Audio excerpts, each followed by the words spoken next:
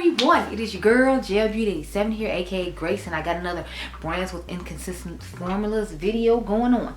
So brands and palettes with inconsistent formulas, I forgot what I named these. Like, I be naming them things and sometimes y'all be seeing the titles be different than other titles or whatever, but girl, it's like 2:30 in the morning. Leave me alone, okay? Just let me live. Let me be great. No. So today's brand is Glamlite.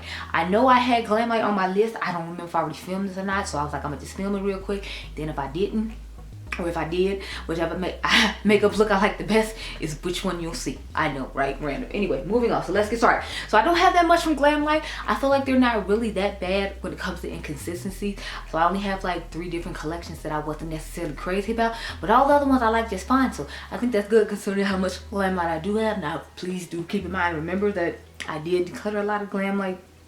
I think in the last declutter video of 2022, if I remember correctly, I did declutter quite a few Glamlite, like all the food ones. I'm basically slowly trying to phase out, and I think they are too, because I've seen on their website a lot of those are the ones that they're phasing out. But the formula has gotten so much better since I understand them doing that. Maybe they'll reformulate them later and just put them in normal packaging.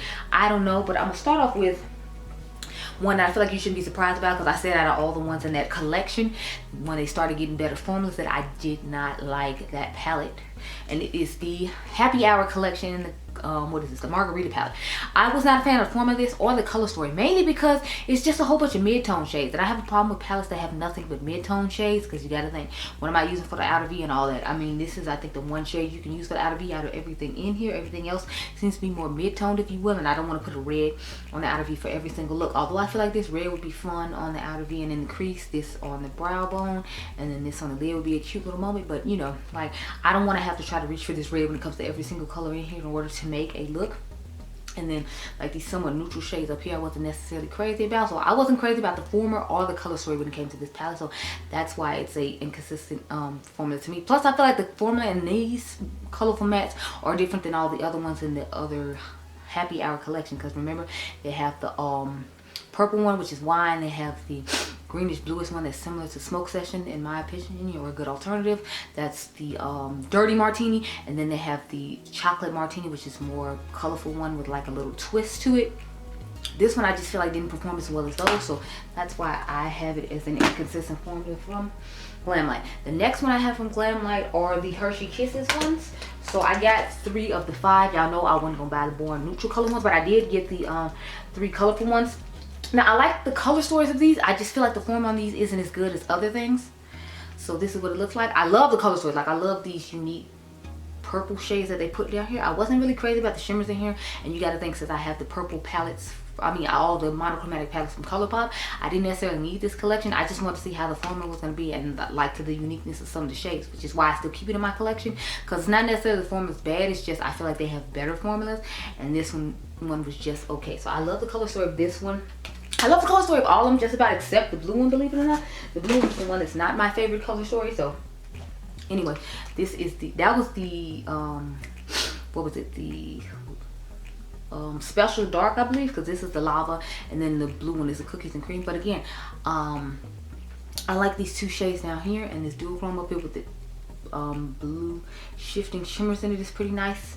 I wasn't really a fan of this shade right here, but for people who like a dark smoky eye, I just am not really a fan of deep toned shades on the lid. Oddly enough, what's on my eyes right now is why you don't need the Glamlite X Chucky or Crazy in Love palette. So I use the Waiting Room palette from Melt Cosmetics and Beauty Juice to do this look. Random side note, it just made me think of it because this is a Glamlite video that you should see actually coming up tomorrow, which is the 16th of February. But I don't know when y'all gonna see this video, but just random side note, if you were curious, because on my eyes and when it's going up, you'll know it's already up before this went up. But back to this. So I just wasn't really crazy about the form in any of these, but I do have certain shades in each palette that I do like that needs to go back in the drawer. And then last, like I said, cookies and cream. So what it looks like. I wasn't crazy about the form of these, but again, it has some fun, unique shades in it. Like this shade right here, I feel like there's a similar shade in the ColourPop one of the 3 blue palettes that they have, but this one to me was the most unique one, and I really like that one in here, so I like to hold on to it for this one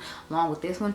I was thinking about trying to pop some of these out. I've never tried to pop out shades from Glamlite palettes, but I really love this shade, but I'm not necessarily crazy about the rest of the palette. And since I have 3 blue monochromatic palettes from ColourPop, I don't really feel the need for this one, not to mention the little quads. I have a couple of those, so The formula on that is just okay. It's not great. And the last one I have to talk about, because like I said, I didn't have that many Glamlite palettes I didn't like. I didn't like the Michaela X Glamlite, the first one originally.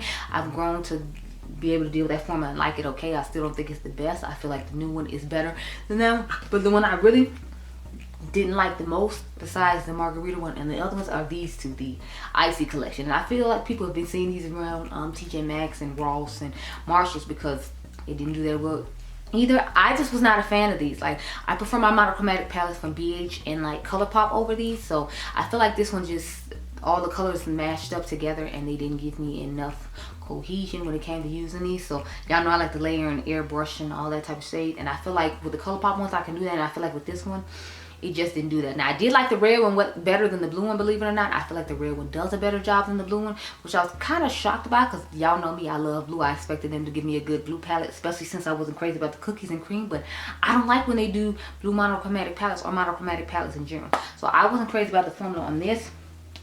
And this was the one I hated out of the most out of the two. I don't know what it was, but I feel like this just wasn't giving me what I needed, and it doesn't have a lot of unique colors in it the way the other one did. I mean, this one is somewhat unique, and like these two, but I feel like they're not unique enough for me to be excited. Like, well, but maybe this one too. So the blues here were unique to the ones in the ColourPop one. It's just I don't like the formula of it, so I'd still rather reach for the ColourPop one. Like, I'd rather just reach for the Blue Moon palette than reach for this because I'm not a fan of it. So those are all the ColourPop, the Glamlite palettes that I feel like have inconsistent formulas when it comes to the palettes that I own in my collection. You can comment down below and tell me if you agree or disagree. I hope you all enjoyed this video. Remember, you all are diamonds, and I'll catch you guys in the next one. Be blessed, girl. Bye.